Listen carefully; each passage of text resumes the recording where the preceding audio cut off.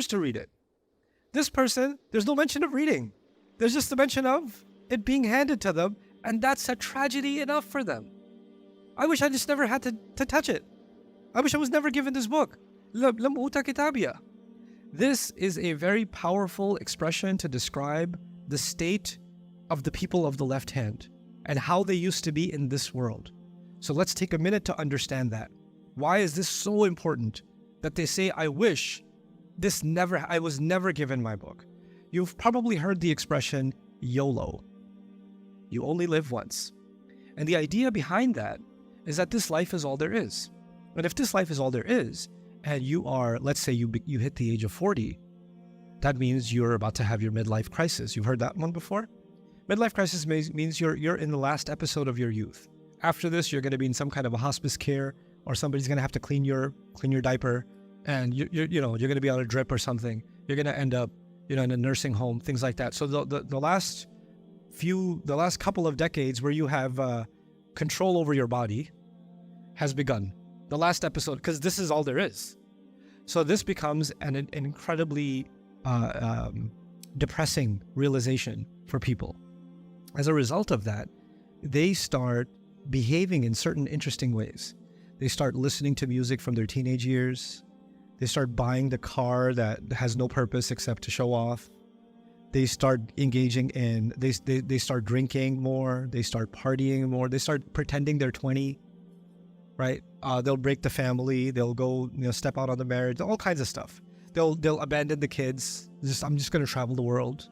I just need to experience the world. I want to experience life. I want to live my life, etc. All of this is happening because they're not worried about the consequences, the devastation they're going to leave behind. They're not worried about that. You know why? Because by the time the devastation catches up with them, they'll already be dead. This is all I get to have. Let me just have my fun, because you only live once. This is never going to come back.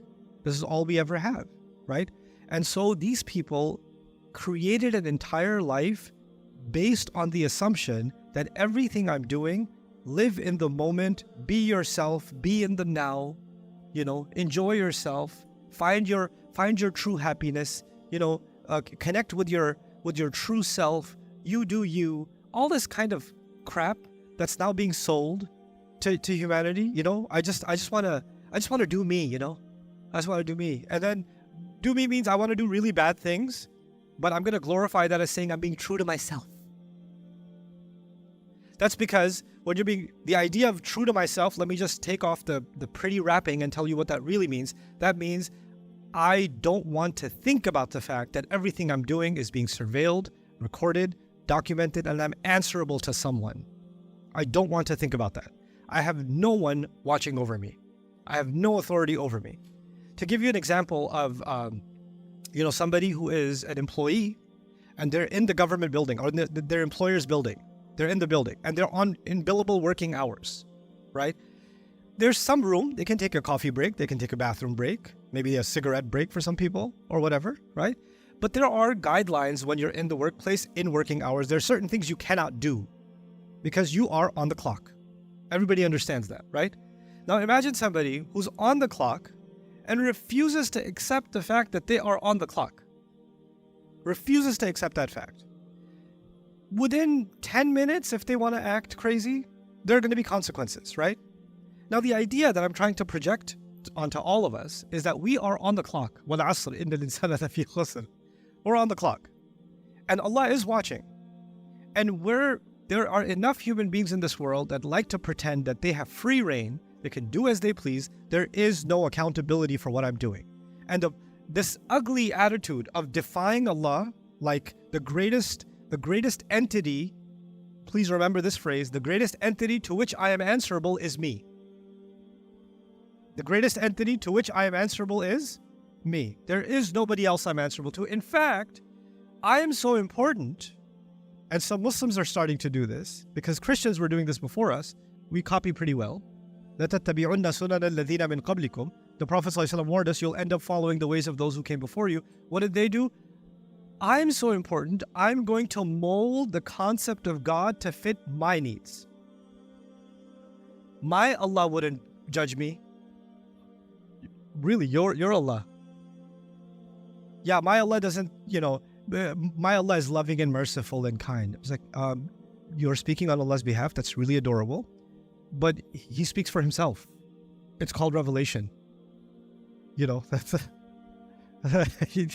but now I'm going to tell you what my personal relationship with God is, and I dictate the terms of that relationship, because in the end, the highest authority is me, and I even get to curtail what God is to me, what Allah is to me. It's wild. It would make Fir'aun feel humble.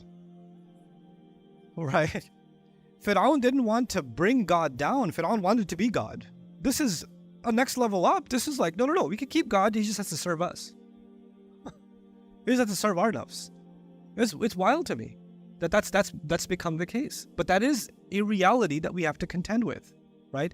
And because if I am the supreme, like the authority, then I also decide reality. Reality doesn't come from somewhere else. Reality comes from me. So what new terminology did we develop? This is my truth. You heard that one? This is my truth. I don't know what your truth is, but this is my truth. And then, since it's my truth, and my truth is dictated by how I feel, today I feel like I'm a zebra. Tomorrow I feel like I'm a cat. The next day I feel like I'm a pronoun that hasn't been discovered by anybody yet. Right? All of what you're seeing is a result of something that started. These are just dominoes that are falling. But the first domino to fall in all of this is actually أَرَأَيْتَ مَنِ اتَّخَذَ إِلَهَهُ هَوَاهُ. Allah commented on this in the Quran. Have you seen someone who takes their empty feelings and turns them into their God? Right? Surah Al-Jathiyah. That's what that is. Such a person, obviously there's no reckoning. There's no concept of I'm being recorded and I'm being watched. I don't want to deal with that. And if somebody wants to hold them responsible, let's say their mother says, hey, I think you need to stop doing that. Or their friend says, hey, I think this is too much. The moment somebody tries to rein such a person in, you know what they do? You can't tell me what to do. I'm my own person. Just let me be.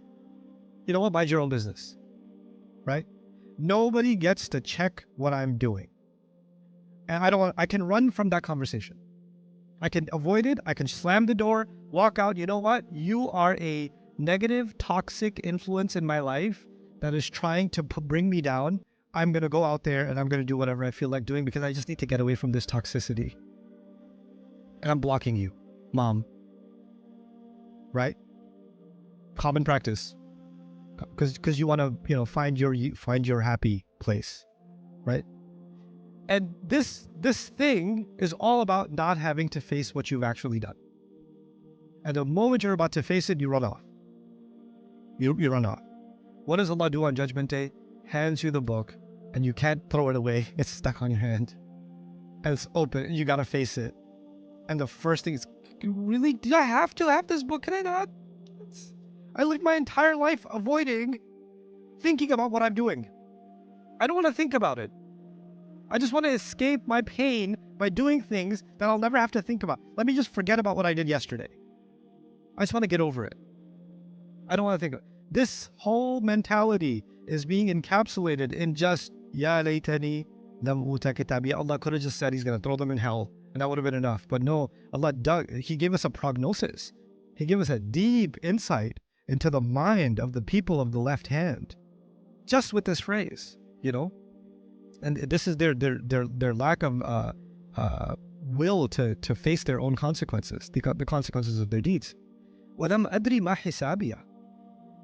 There's two readings of this. One reading of this is grammatically separate from the previous. This is the last bullet point here, but I'll tell you now.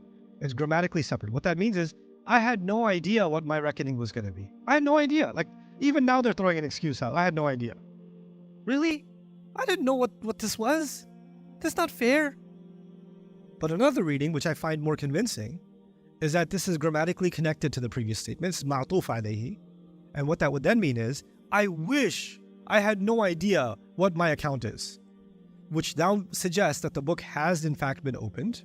So there's an escalation. The first ayah was, okay, I wish I didn't get my book.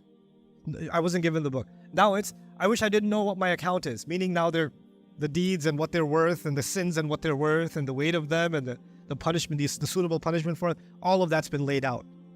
laid out before them to see, right? وَلَمْ أَدْرِ مَا حِسَابِيَ, I wish I didn't know. Look at also this, the second use of diraya. You saw in the beginning, al-haqqa, mal-haqqa, wa ma adraka, mal-haqqa. And now Allah is bringing the same word, walam adri ma hisabiya. This is a way, I call this in Quran, within a surah, I call these anchors. These are anchors inside of a surah. The same word is repeating itself strategically to make a connection with what came before. When did it come? Do you have any clue as to what is real? And now, I wish I had no clue what my reckoning is. Connect those two dots together, what do you get? Your record is very real. The accounting is very real. Do you realize how serious that is? How powerful that event is? وَلَمْ أَدْرِ مَا حِسَابِيَ. Then there's a contrast.